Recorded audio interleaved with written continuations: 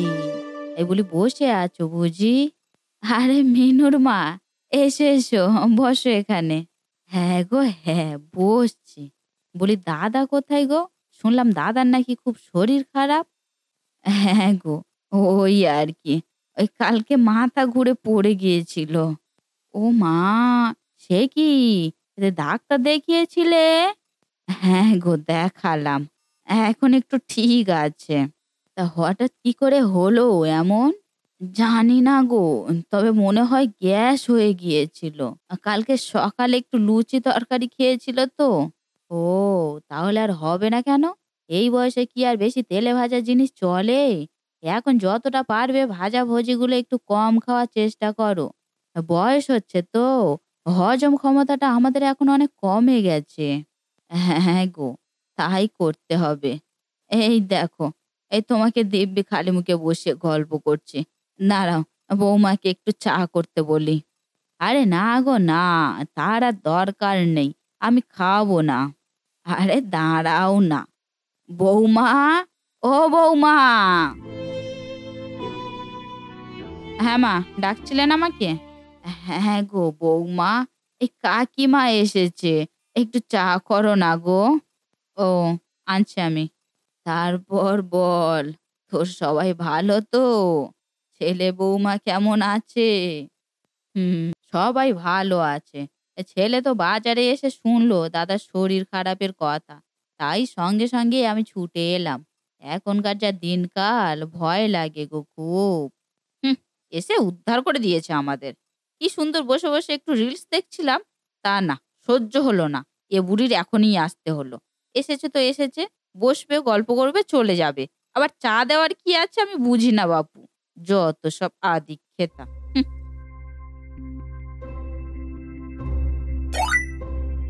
এই নিন মা, আপনাদের চা। ও বৌমা, এনেছো? দাও। তা তুমি এখানে একটু বসো না বৌমা, সবাই মিলে গল্প করি।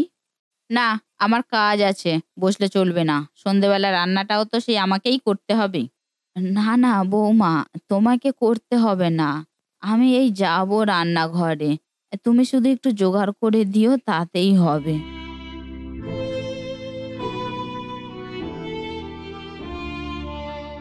এই, এই কি গো? এই খিদে পেয়েছে তো? আর রাতও তো হয়ে যাচ্ছে। ভাত বাড়ো না এবার। হ্যাঁ, যাচ্ছি। আমার পাটা না খুব যন্ত্রণা করছে গো। তাই উঠতে পারছি না।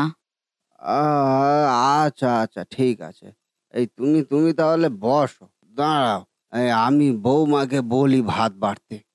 এই বৌমা, ও বৌমা! ওই, শুরু হয়ে গেল। সারাক্ষণ শুধু বৌমা, বৌমা আর বৌমা। কান মাথা জ্বালিয়ে খেলো একেবারে। কি বলছে একটু শোনো না। সেই তো তুমি বসে আছো। বসে আছি তাই কি হয়েছে? ওদের জ্বালায় কি আমি একটু বসেও থাকতে পারবো না? সারাক্ষণ শুধু বৌমা, বৌমা করে মাথা খাবে। বৌমা এটা করে দাও, বৌমা সেটা করে দাও। কি যেন পেয়েছে আমাকে। বিরক্তিকর। যত জ্বালা যেন সব আমার। আরে তুমি ছাড়া আর এ বাড়িতে কে আছে বলো? তোমাকে ছাড়া আর কাকে ডাকবে? আমরা তো এই ৪ জন মাত্র থাকি বাড়িতে। সবাই সবার কাজে সাহায্য করব, এটাই তো নিয়ম। এতে তুমি বিরক্ত হও কেন? বিরক্ত হব না? রাত দিন শুধু এটা নয় সেটা, সেটা নয় এটা। কেন নিজেরা নিজেদের মতো থাকতে পারে না? আমাকে বিরক্ত না করলেই নয়? সবকিছুতে আমাকে কেন টেনে আনে? আরে ওরা তোমাকে ভালোবাসে, মেয়ের মতো দেখে। তাই তো সবকিছুতেই তোমাকেই কাছে টানার চেষ্টা করে। বোঝো না কেন তুমি? যাও, বাবা অনেকক্ষণ থেকে ডাকছে তোমাকে। হয়তো ভাত খেতে চাইছে। যাও, শুনে এসো কি বলছে। তিতা, ও তিতা, কি করছো তুমি? ও, মিষ্টি দিদি ভাই এসেছো। এসো এসো, বসো দিদি ভাই। আমি তো রান্না করব। কি রান্না করছো তুমি? আমি আমি আজকে বিরিয়ানি রান্না করছি। খাবি তুই? হ্যাঁ, খাবো তো। আমি অনেকদিন বিরিয়ানি খাইনি, মা বানায় না। আচ্ছা বেশ, তুই আজকে আমাদের বাড়িতে থাক, বিরিয়ানি খেয়ে যাবি। ঠিক আছে, কি মজা কি মজা। আমি বিরিয়ানি খাবো। দিদুর কাছে বিরিয়ানি খাবো আজকে।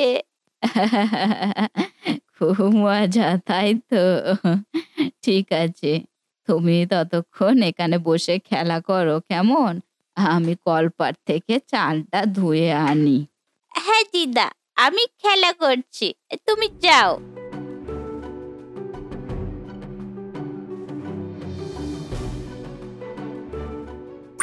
আরে, আমি তো এক্ষুনি রান্নাঘর পরিষ্কার করে গেলাম। এগুলো এখানে কে ছড়ালো? মিষ্টি, তুই ছড়িয়েছিস সব? আমি তো খেলা করছি কাম্মা। কি জিনিসপত্র ছড়িয়ে খেলা হচ্ছে? তুই এখানে এসেছিস কেন? যা এখান থেকে, বিরক্ত করতে এসেছিস আমাদের। আরে আরে বৌমা, কি করছো? বকছো কেন ওকে? বকবো না? কি করেছে ও? জিনিসপত্র ছড়িয়ে ছিটিয়ে ওকে এখানে ডেকেছে কে? আরে ও এসেছে, আমি ওকে খেলা করতে বসিয়ে দিয়ে চাল ধুতে গিয়েছিলাম। তাতে কি হয়েছে? এতটুকু একটা মেয়ে খেলবে, নোংরা করবে, এটাই তো স্বাভাবিক। তা বলে বকবে ওকে এভাবে? হ্যাঁ বকবো, 100 বার বকবো। ওগুলো গুছাতে কষ্ট হয় না? সারাদিন যে যখন পারছে সে এসে ছড়িয়ে যাচ্ছে। এটা বাড়ি না বাজার? কি বলছো তুমি এসব বৌমা? এটা বাজার মানে কি বলতে চাইছো তুমি? নিজেই ভেবে দেখুন, রাত দিন লোকজনের হোটেল হচ্ছে তো এখানে। একজন এসে বলবে চা করে দাও, আরেকজন এসে জিনিসপত্র ছড়াবে। আমাকে সবাই মিলে পাগল করে দিন আপনারা। ওই করতেই তো আছেন, আর কাজ কি? আর এক বুড়ো আছে, সারাদিন বৌমা বৌমা করে করে কান ঝালাপালা করে দিল, একেবারে বিরক্তিকর। ও, আমরা তোমাকে বিরক্ত করছি? বাড়িতে লোকজন আসলে তোমার এত সমস্যা? ঠিক আছে, তাহলে তো আমাদের এখানে থাকার কোনো দরকারই নেই। তুমি একা থাকতে চাইছো সেটা বললেই হয়ে যেত। শুধু শুধু এত অশান্তি করার কোনো দরকার ছিল না বৌমা। আমরা তাহলে আজকেই বাড়ি থেকে চলে যাচ্ছি। আর কোনো অসুবিধা হবে না তোমার। কি হয়েছে মা? বাড়ি ছেড়ে চলে যাওয়ার কথা উঠছে কেন? কেন, তোর বউকে জিজ্ঞাসা কর না বাবা। আমরা নাকি তোর বউকে সবসময় বিরক্ত করি, রাত দিন লোকজন ডেকে এনে বাড়িতে হোটেল করি, আর তোর বউকে খাটিয়ে খাটিয়ে মারি। আমাদের জন্য সে জ্বালায় জ্বলে যাচ্ছে। তাই আমি ঠিক করেছি তোর বাবাকে নিয়ে আমরা আজকেই বাড়ি থেকে চলে যাব, তোর বউকে শান্তি দিয়ে।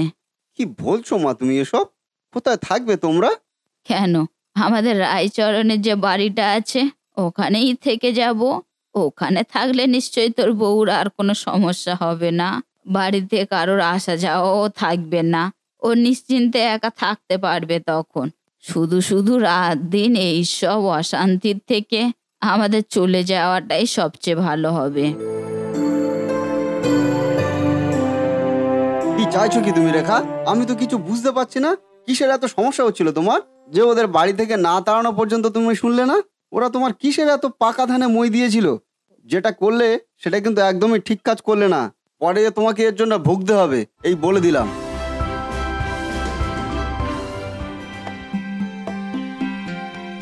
রেখা, রেখা। হ্যাঁ, তুমি এলে? হ্যাঁ, আমাকে তাড়াতাড়ি খেতে দাও। আমাকে এক্ষুনি একবার বেরোতে হবে। সে কি, কোথায় যাবে আবার? অফিস থেকে আমাকে 2 দিনের জন্য বাইরে পাঠাচ্ছে, কাজের সূত্রে। সে কি, 2 দিনের জন্য? কই, তুমি আমাকে আগে বললে না তো? হ্যাঁ, আগে আমি নিজেই জানতে পারিনি, তো তোমাকে কি করে বলবো? আজকে হঠাৎই অফিসের বস সিদ্ধান্ত নিল এবং আমাকে এক্ষুনি বেরোতে হবে। এই তাড়াতাড়ি খেতে দাও। হ্যাঁ চলো দিচ্ছি। এই 2 দিন আমাকে বাড়িতে একা থাকতে হবে? তাছাড়া আর উপায় কি? কাজ তো আর বাদ দিতে পারবো না। অফিসের ডিউটি মানে করতেই হবে, না হলে চাকরি চলে যাবে। আচ্ছা ঠিক আছে, যাও তাহলে। এসো, খাবে এসো। আসি গো, সাবধানে থেকো। তুমি সাবধানে যেও।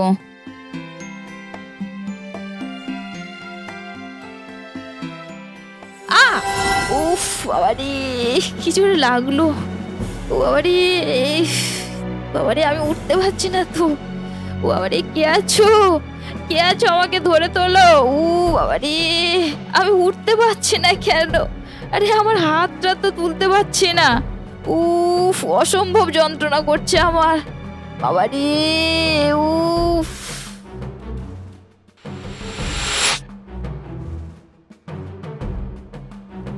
উফ, আমি তো আর যন্ত্রণা সহ্য করতে পারছি না।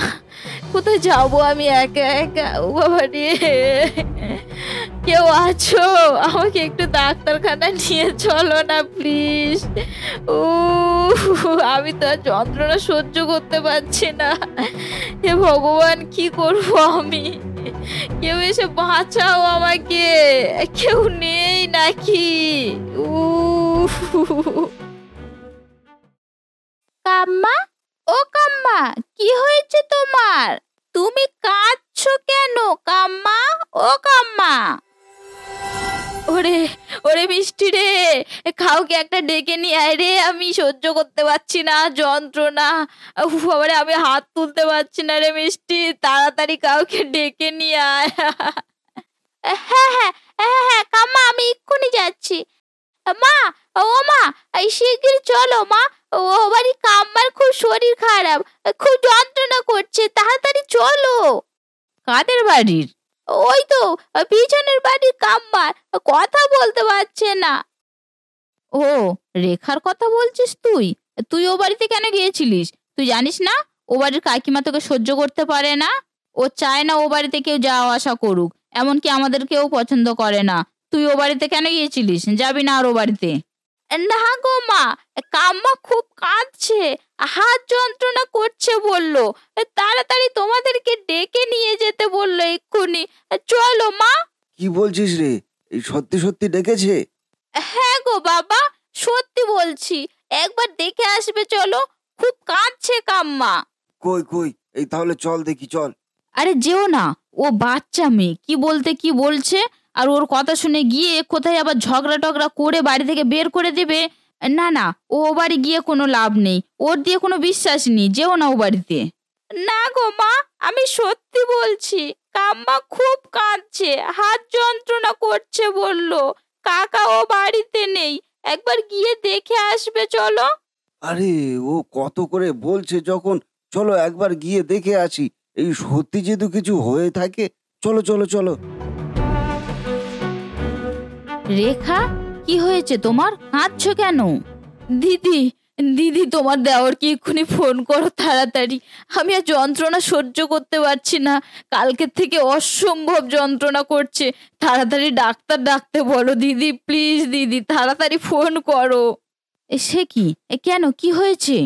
আমি পড়ে গিয়েছি কালকে কলপাড়ে থালা বাসন ধুতে গিয়ে, পা স্লিপ করেছে, কাল থেকে কাউকে ডেকে ডেকে পাচ্ছি না, তোমার দেওরও বাড়িতে নেই, ও হয়তো হাত ভেঙে গেছে, আমি আর যন্ত্রণা সহ্য করতে পারছি না, এই হাতটা আমি আর তুলতেই পারছি না। হ্যাঁ হ্যাঁ, দাঁড়াও, এই আমি এক্ষুনি ফোন করে ডাক্তার পাঠাতে বলছি। রেখা, রেখা, কি করে হলো এসব? কখন হলো? তুমি যেদিন চলে গেছো সেদিনই বিকেলবেলা হয়েছে, কলপাড়ে থালা বাসন ধুতে গিয়ে পা স্লিপ করে পড়ে গিয়েছি। সে কি, একদিন আগে পড়ে গেছো আর তুমি কালকেই লোকজনকে ডেকে বলছে? ওই সময় ডাকলে তো আর এত যন্ত্রণা সহ্য করতে হতো না।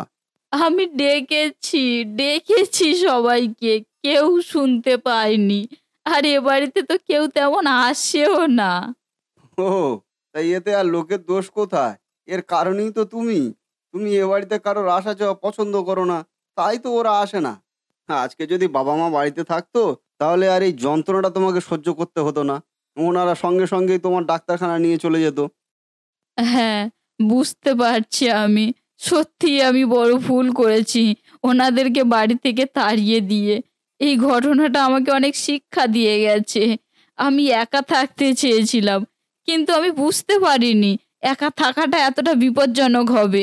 তুমি এক্ষুনি ওনাদেরকে বাড়ি নিয়ে চলে এসো, আমি ওনাদের হাতে পায়ে ধরে ক্ষমা চাইবো, ওনাদের কাছে অনুরোধ করবো এ বাড়িতে থাকার জন্য। এরকম ভুল আমি আর কক্ষনো করব না। তুমি নিয়ে এসো না গো।